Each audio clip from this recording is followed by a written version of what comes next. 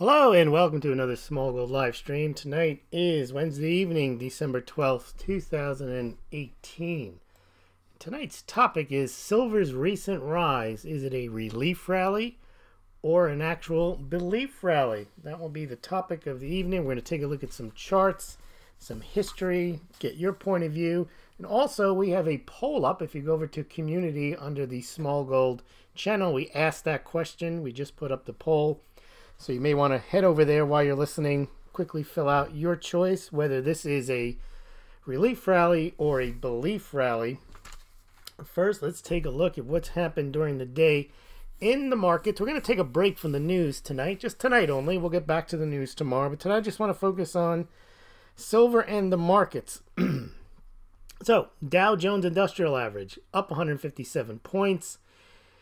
At closing at 24,527. Now the Dow had shot higher at one point, was at 24,803. So it fell off 300 points, still finishing with a gain of about 0.64%, but it had been up much more. We're seeing that a lot now recently in the days that the stock market is going up. It rises a lot and then it doesn't hold its gains. It doesn't close on the highs. So that is I would say a sign somewhat of market weakness. Where it looks like also we're taking 2 steps back and 1 step forward, as opposed to 2 steps forward and 1 step back. And the NASDAQ, same thing. Again, a big rise, 0.9%, up 66 points, closing at 7,098. But again, the NASDAQ also had a bit of a bigger day earlier during the day, was up near 7180. And lost about 70, 80 points as well. Same with the S&P 500. It was up 0.5%. Closed at 2651, but it too had a stronger day earlier in the day and was up about to 2685 and dropped about 30 points. The dollar index hanging close at about 97. And some other interesting things to keep in mind about the current market. I want to make this point. We haven't really discussed it before. As you know, I am not a fan of the dollar collapse stories. I understand the weaknesses that are in the dollar. However, the dollar is stronger than the other weak currencies. That's obvious to me. Look at the troubles you have in Europe, and that is the only currency that is anywhere near being used on an international scale. Any stories about China are nonsense. China's yuan is held as a percentage of overall central bank foreign reserves under 2%. It is not a player in the market. China knows it. There's a lot of impediments to the yuan becoming a reserve currency, mainly because they have capital controls. Their reporting is considered. You think the people don't trust the U.S. reporting? The Chinese themselves don't even trust their own financial reporting. They have continually use devaluation of their currency to meet their domestic needs. So the idea of the yuan as a reserve currency is very far-fetched. They are making plans. They want to internationalize it, but they also know that that is not their number one goal, nor is accumulating gold. Their number one goal is to create an economy that they can sustain and feed 1.5 billion people and grow. And they do that through debt. Their number one goal is not to acquire as much gold as possible and roll it out into a stadium and crush the dollar. No, their main goal is to stay in power, to gain information about each and every citizen, to create social credit scores, so in case the whole economy comes crumbling down, they know exactly who are the troublemakers and they can round them up. But the gold pumpers never stop with China is your gold buddy and China is going to crush the dollar and revalue gold and the world's going to be a better place. First of all, it's not happening. And second of all, it would be a dystopian world if that were to happen, irrespective of the price of gold. In fact, the price of gold is more likely to rise as a result of the implosion of China than it is for China becoming some type of dominant Sun Tzu warrior taking over the world. Okay, so that is the stock market today. But what I wanted to mention about the dollar is a lot of people compare the dollar to gold, and they, to a lesser extent, silver. And the idea is that gold and silver are anti-fiat currencies, which they are.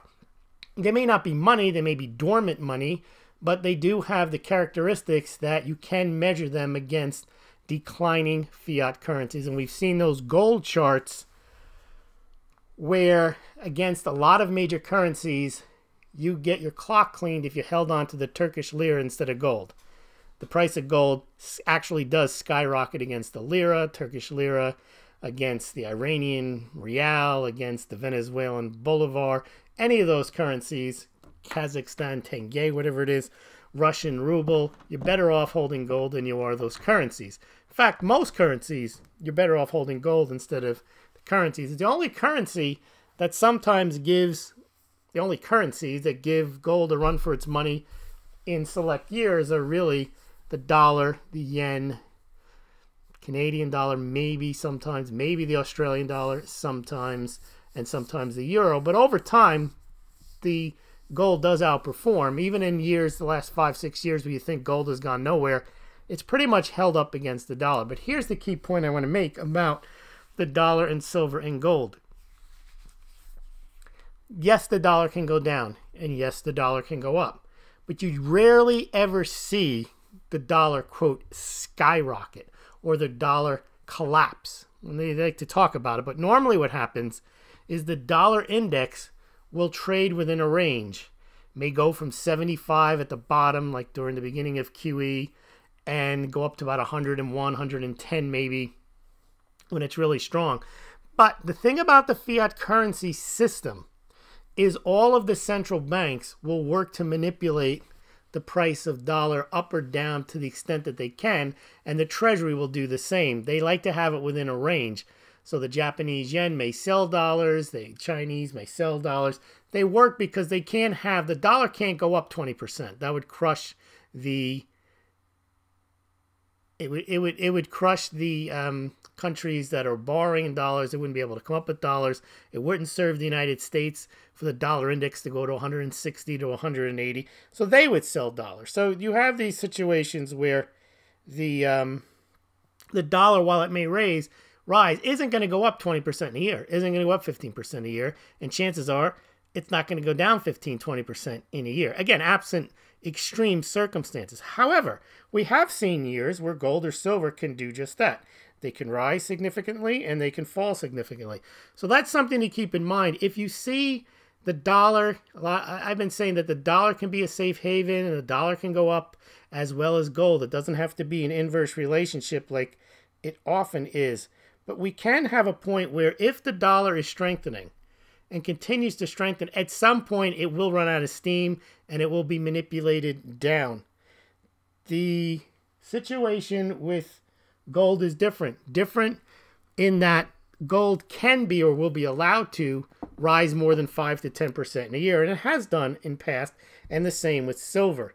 So that is the big difference, I think, between safe haven bids. The dollar market is much bigger. The manipulation is probably even heavier in the currency markets than it is. Think of all the time they've been found manipulating LIBOR. Think of how all the countries have much greater interest since their daily payments are made in dollars for the most part. The dollar has to be somewhat reined in, both from the perspective of non-U.S. countries that hold dollars, and also from the United States perspective. U.S. doesn't want the dollar to go to, the dollar index to go to 200 when it's at 97 now. If it would double, that would change the entire dynamic of the world economy, and there'd be a lot of unforeseen consequences. Whereas gold could go and has gone from $800 to $1,900. It's possible that it can do the same. Okay, so let's take a look now at the price of gold and silver today.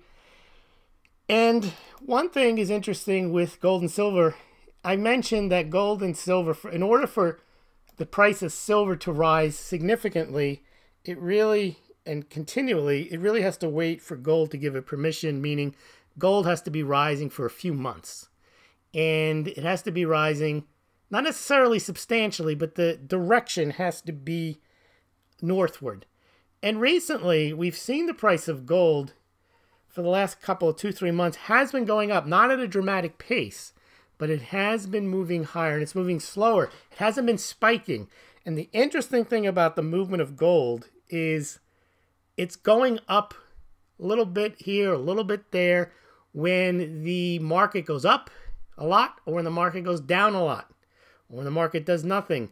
Gold seems to just inch higher and inch higher. Now that tells me that is a reaction against the volatility in the markets.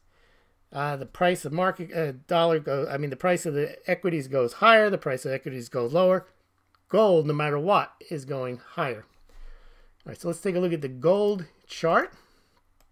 We're not getting open here. What's happening? There we go. Are we getting open? Yes. All right. There's a gold chart. So the gold price went up $2.46. Not a big deal, but again, it went up. And it's gone up pretty much consistently for a while. We're going to take a look at a one-year chart in a minute.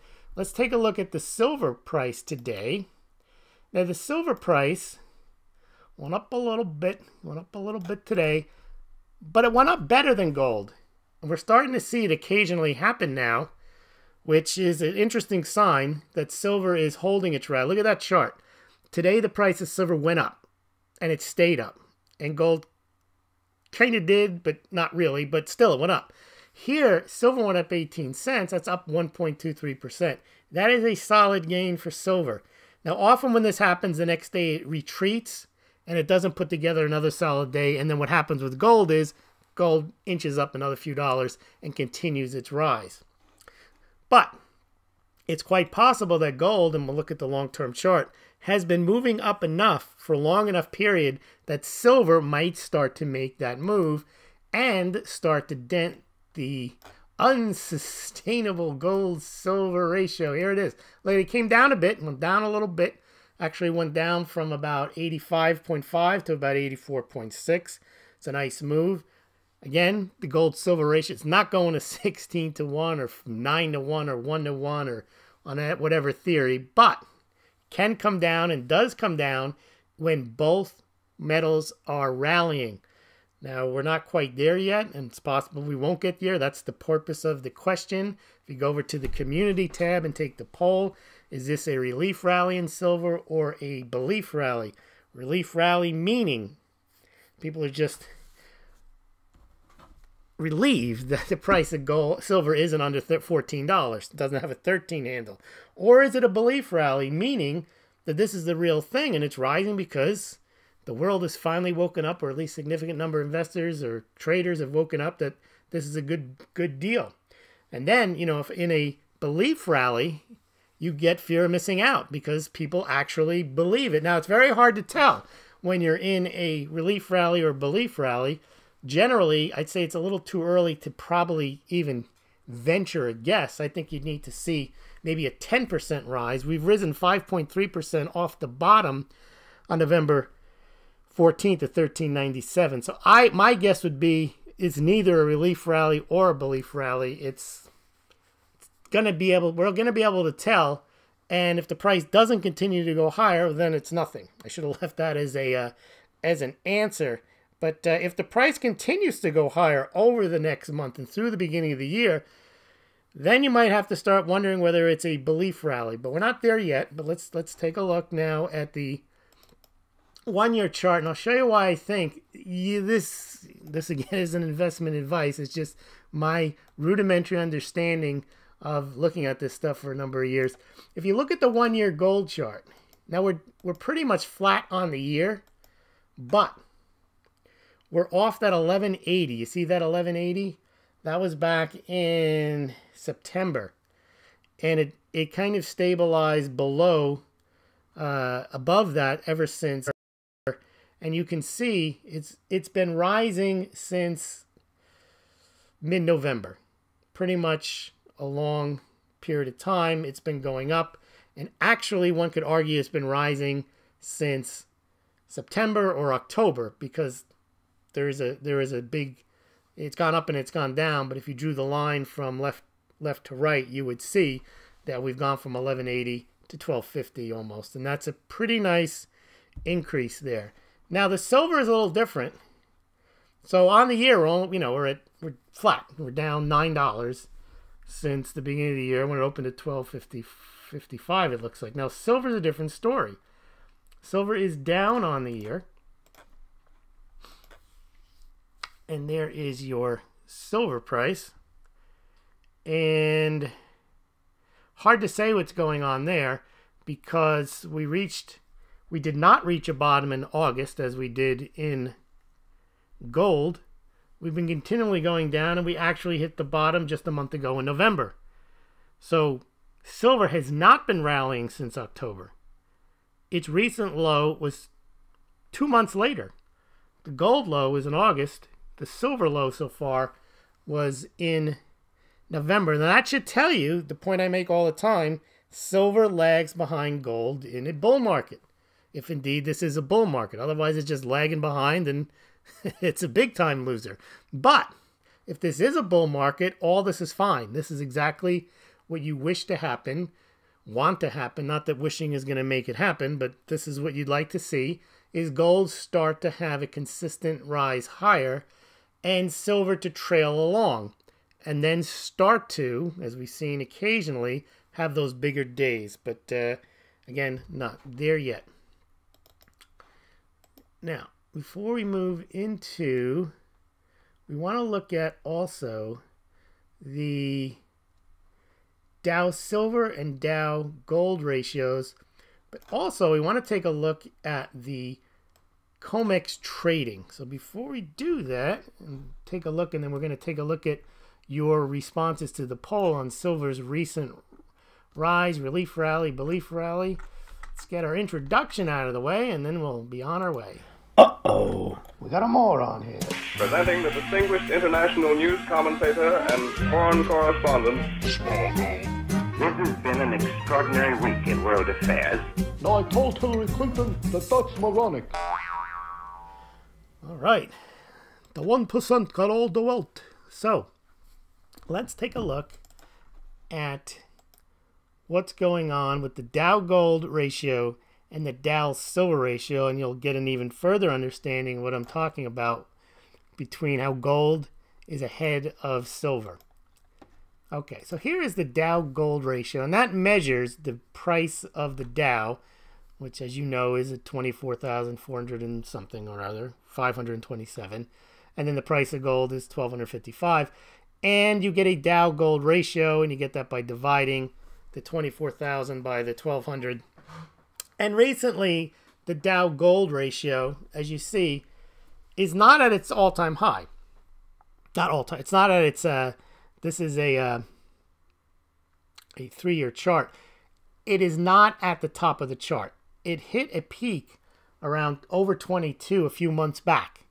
But recently, due to the rise in the price of gold and the decline in the Dow Jones, you can see the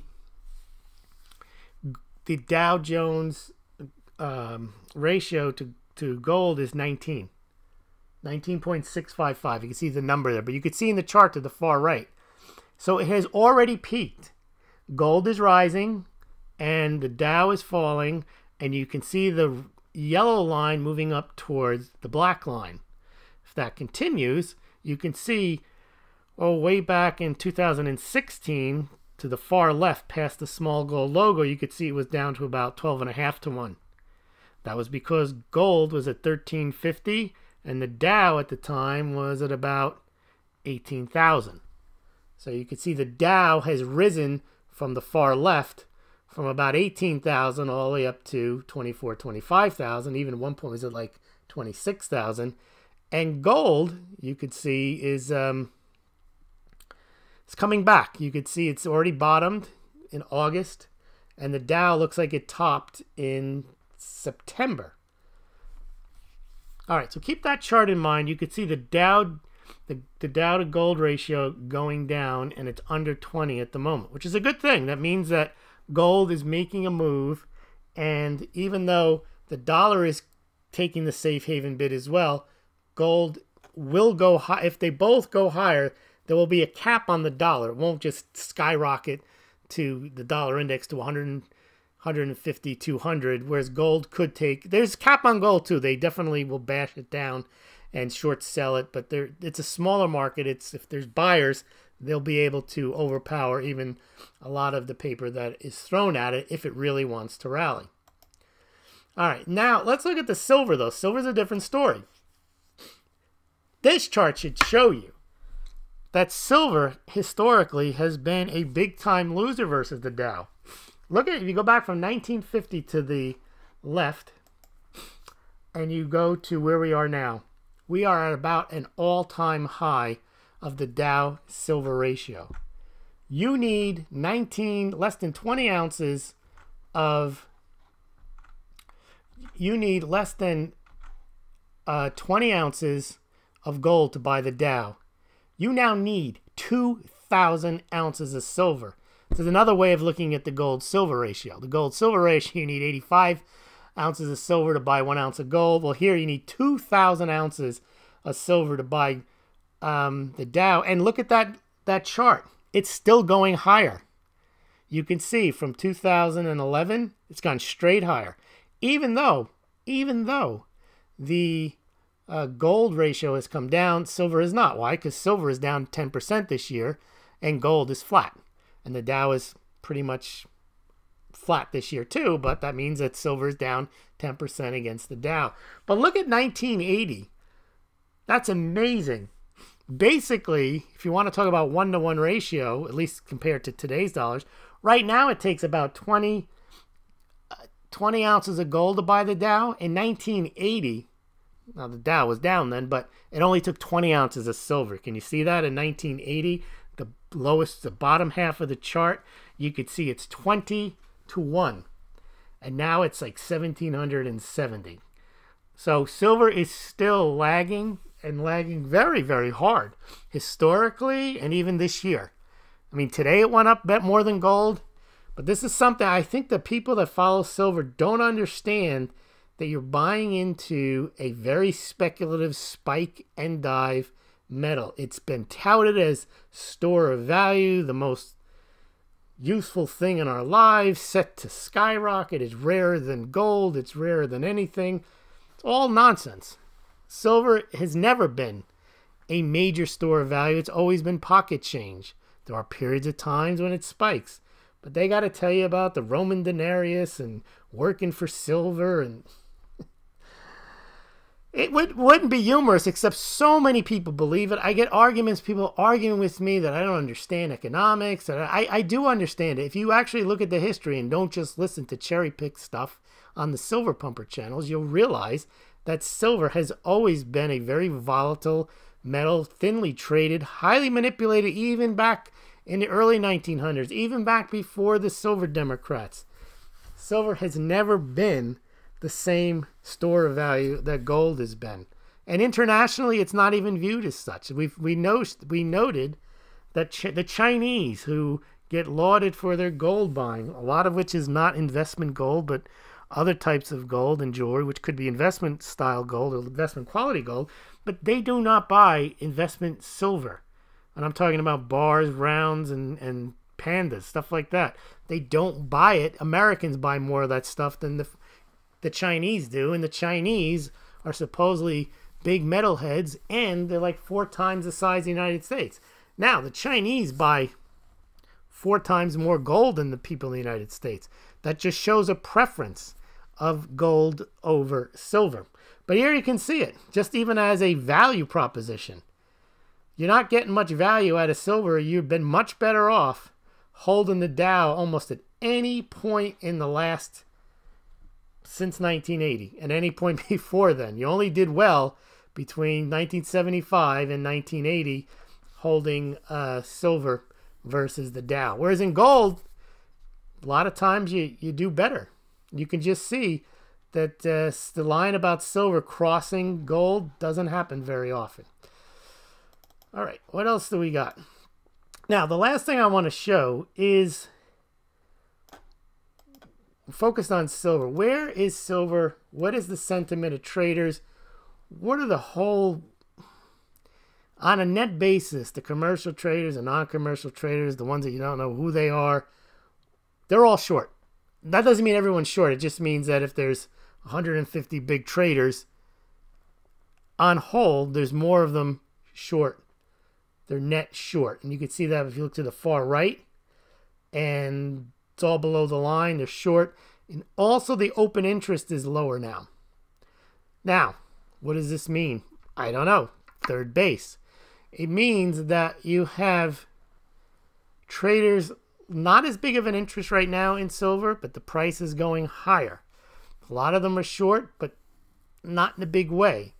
So, again, we're going to have to wait and see. The hopeful sign for gold and silver is that gold is inching up and inching up regularly in the volatility. Now, if the volatility ends, and let's say a sustained equity bull market, and they raise rates into that bull market, then the gold rally will be halted in its tracks, and then silver will go on, I think, another decline.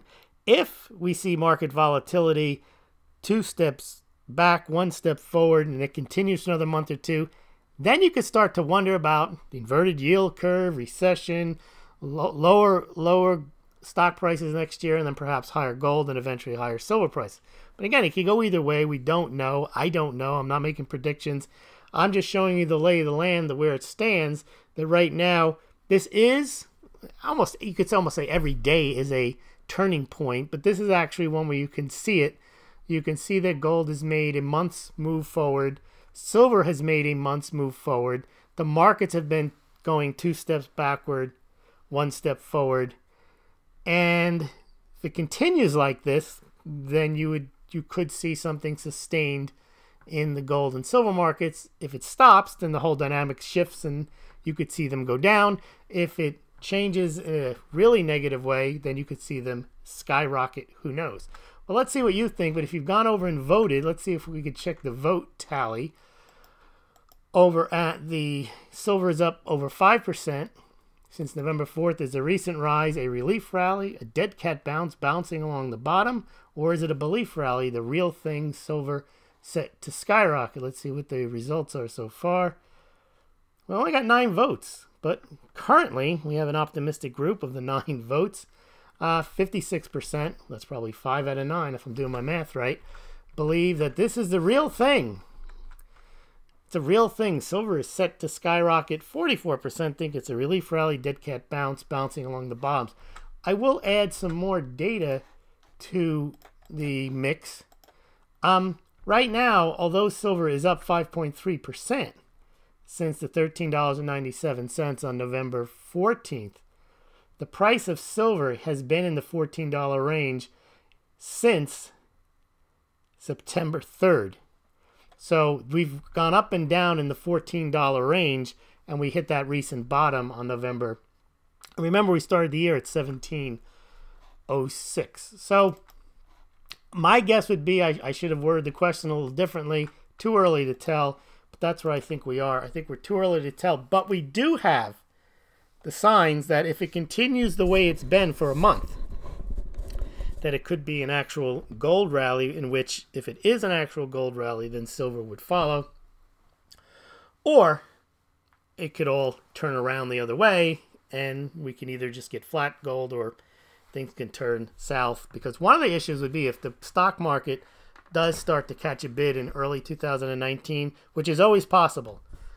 It was during the Obama years that the first quarter of the year, for whatever reason, 2015, 16, and 14, I think, were very horrible months, negative GDP in the quarter, and very bad Januaries for equities, but then they would turn around the rest of the year. It's possible this year you could have the same thing, or you could have clarity on China and the stock market starts to take off again in January, and next thing you know, you're back to wondering what's going to happen to poor old gold and silver. Well, let's see what you guys think here in the questions.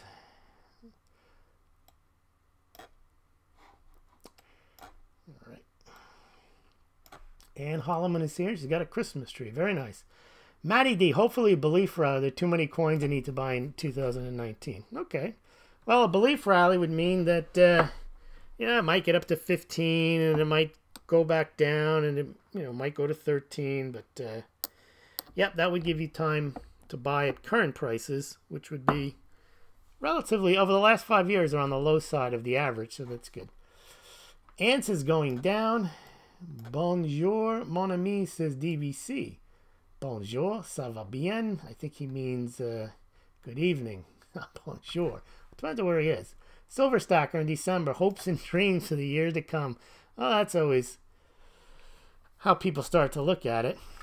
Now, there is the concept of the Santa Claus rally. It doesn't apply to silver, although it might. People might have sold out for their losses and maybe start to rebuild their positions after they get past the wash sale period, but who knows. Pablo says, repeat, dead cat bounce for silver. All right. Et vous Canadien. All right. We got a little Frenchy going here. All right. Johnny Moore stepped in. I love how he's got the Litecoin and Bitcoin QR codes posted, such an easy payment method. Yeah, I know. I spoke the other day about this, about how when you put the codes up and you're worried about payment processors. Actually, I looked on Coinbase today. You can buy, even if you don't go over to, and there's other places to buy Bitcoin and Litecoin.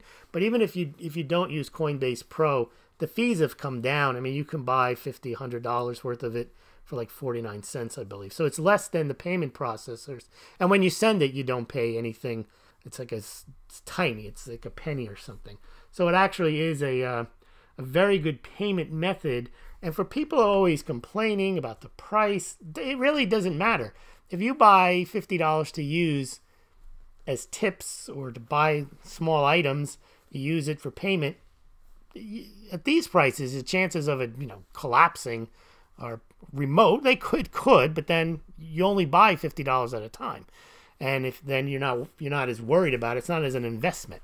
If you're buying it as an investment, that's speculation. Of course it is. You don't put a few hundred or thousands of dollars into it unless you can afford to lose it, and that's what you want to do. And you want to speculate on when Lambo and to the moon and all that stuff. I was talking about the people who want to make contributions, want to make tips, and don't want the credit card company to take the tip, or don't want a portion of the tip, or don't want PayPal to take it, or can't make the tip because their content provider has been kicked off of Patreon.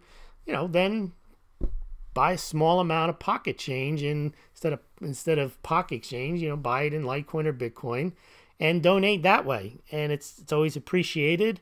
And it also gives the person receiving the Bitcoin or Litecoin the opportunity. They can do what they want with it. They can convert it immediately into fiat currency. That's fine.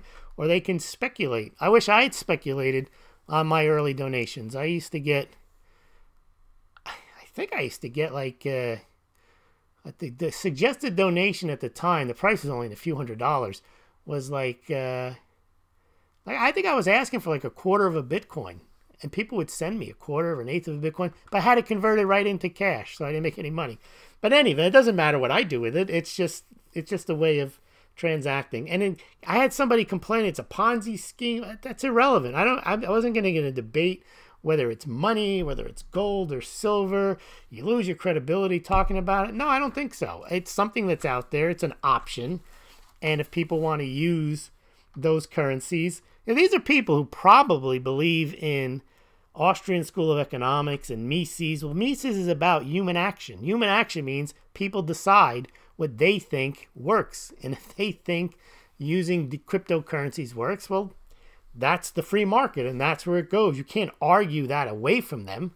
And same with Rothbard. Rothbard was only saying gold was what people picked because that's at the time what they picked. He didn't insist. I reread the Rothbard. Someone was trying to tell me he's arguing for a gold standard. He wasn't. The gold standard he was arguing for was the one that the people had decided that gold was what they wanted to use. But if people decide, not that the government should then get involved and issue the currency backed by gold. He's saying if they want gold, they want gold. That's the gold standard. If people want to use any number of currencies, whether they're Bitcoin, Litecoin, if you want to send silver in the mail, that's fine. I'm not against. See, that's the thing. People become dogmatic, and they either become only for Bitcoin, only for Litecoin, only for gold, only for silver, and they get very cult-like adoration for it, and they refuse to think that there's anything else. And anyone who doesn't see the way they see it is somehow uneducated, or they're shilling for something. I'm not shilling for anything. I'm making the point that all of these currencies have their value, but gold and silver in their current forms are inferior as a medium of exchange. There's not one argument you can make that it's easier to send me gold or silver. You could do it, and I'd be happy to take it, but the risk of it getting lost in the mail, you can't really send that much. It takes days to get there. Whereas if you want somebody to get a transaction, you want to send money, Bitcoin or Litecoin Australia, it can be done in seconds and with a low fee. Whereas if you want to ship large amounts of gold or silver, we had somebody who they shipped their, I think it was silver, I think it was one of our people who was following, they sent like a huge box of silver to SD Bullion. That's not convenient. You may have store of value, although in her case she probably lost money on that silver. But in any event, I didn't mean to get off on that, but I see the comments and the point that John is making. It's easy to use a Bitcoin and Litecoin. You may not like them, but it is easy, and you may not think they're worth anything, but they are. If you have one Litecoin, it's worth $24. It may not be worth $24 tomorrow, but right now it's worth $24. And if you send me one, I will take it. All right. DBC, non je suis américain, no wall, no northern border, s'il vous plaît. I'll keep you out. That's what I want to do. Ann Holloman, those silver sellers did a good job. They clearly did. And, you know, they all know each other and they repeat the same narratives. Gold, silver ratio, unsustainable. Silver set to skyrocket. COMEX set to default. JP Morgan has 800 mil, whatever. All that stuff. They tell you a lot of stuff. Why is silver lagging more now than before? Well, I don't know. I just kind of went through that. There is an S&P ratio to compare them, but hard to find. Yeah. There is one for mugs as well, but it's kept for game changers. Yes, if you subscribe to my channel, I'll explain to you the historic correlation between mugs and gold and silver. It's the hidden secret of mugs. Mugs were used by the ancient Egyptians. Mugs were used by the ancient Greeks. There's a long history of mug use. Mugs are rarer than silver. We could not leave our lives without mugs. Mugs are drinking vessels, period. Game over ratio, exactly. Do you get bored talking about gold and silver so much? Asked Where's Barry? Yeah, you know, I don't, but the only reason I don't is because I feel like I'm battling a lot of disinformation or cherry-picked data. And also, there's a lot of stuff to research. I think I present a lot of different charts, and so I do like analysis. Yeah, DBMC, my PM dealer takes 5% on buy and or sell. I can't remember. Yeah, it's a large amount. Bingo, mate. You hold it as insurance, not as a trade. Here's something about gold and silver. That's my view of gold and silver. It's insurance. That's it. Do you think you could sustain a channel talking about insurance? Hi, I just got my insurance policy. I'm going to do a video on it. Hey, my insurance policy may pay out in 10 years. What's your insurance policy look like? Oh, well, I bought the Silver Eagles. This is what they look like. They want to hear silver set to skyrocket, want to show triangles and debt and death paradigms, whatever they talk about. It has to be an interesting story. I read something the other day, and something I talk about all the time, but I saw somebody else talking about, is the whole idea of narrative pushing. That's what all salesmen do. That's why I come up with the mug narrative. And actually, it's interesting. There's no way I would have sold any mugs if I just said, hey, there's a bunch of Smaulgld mugs. Go buy them. No one would buy them. There are channels that are bigger than mine that haven't sold one mug. I've spoken to them. Why? Because they don't have a narrative around the mugs. They got a narrative around 9/11. They got a narrative around my mom, QAnon. They got a narrative around silver set to skyrocket. They got a narrative around JP Morgan and silver. All types of narratives. And that is what sells, a narrative. Facts don't sell. So what I do is I give you the facts about gold and silver and whatever else, and then I pump a narrative about game-changing mugs. And you know it works, because most of you watching today can see, most of you have a Smaulgld mug in one way, shape, or form or another, because you know that mugs are real wealth. Period. All right. Let's see. Bitcoin, Litecoin were fabulous for a while. Wonder if ever will return. I wish I knew. Pablo Pena says the Smaulgld school of mugonomics. It's the mug narrative. Mugs to the moon. Let's see. Elliott Wave. Elliott Wave on the mugs, I bet, too. What else have we got? Anne says she's overinsured at the present. Yep. Let's see. Last bear was 3 years. Yeah, I was surprised that you'd have a bear. I didn't expect the price to stay at 20,000. But I also didn't expect it to fall as, I guess around where it is where it started, so it's not that bad. But, because like this time, 18 months ago, the price wasn't even 3,000. What I thought, though, was the awareness was much greater. It was actually being covered in the mainstream media. And there were a lot of, according to Coinbase, they had 20 million people. But most of those accounts, people went on and bought like $20. Some bought more and lost so much. So that the thing about that is that leaves a bad taste in a lot of people's mouth. Somehow they believed in it when it was $15,000, $20,000.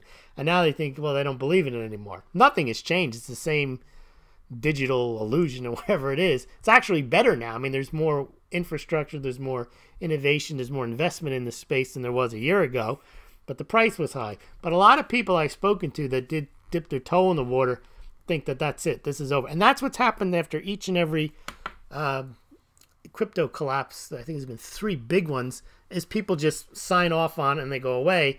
Now, since I've been following this since 2012, 2013 and writing about it, what I've been impressed with is that doesn't stop the people and the money pouring into it. And that's what's very interesting, because I thought it was done after the 2013 collapse. I thought, okay, this thing is ridiculous. And then it just kept going and people kept doing stuff. So could be it, but history is not necessarily indicative of the future, but it has come back in the past. And I would say there's more money and more vested interest in it now than there ever was before. You got Fidelity has spent 2 years preparing their platform, backed New York Stock Exchange, NASDAQ, all planning major rollouts next year, TD Ameritrade. So a lot of people have Goldman Sachs put money into stable coins. So who knows? Let's see. The feed stops. Lost them. Yeah, I think I got back. Unbelievable. Back again. I just saved $469 on my mug insurance. Switching to Smaulgld. All right. Well, I apologize for the feed. I don't know what to do about it. It does come in and it does come out. But I want to thank everyone for joining me tonight. And we will see you tomorrow night.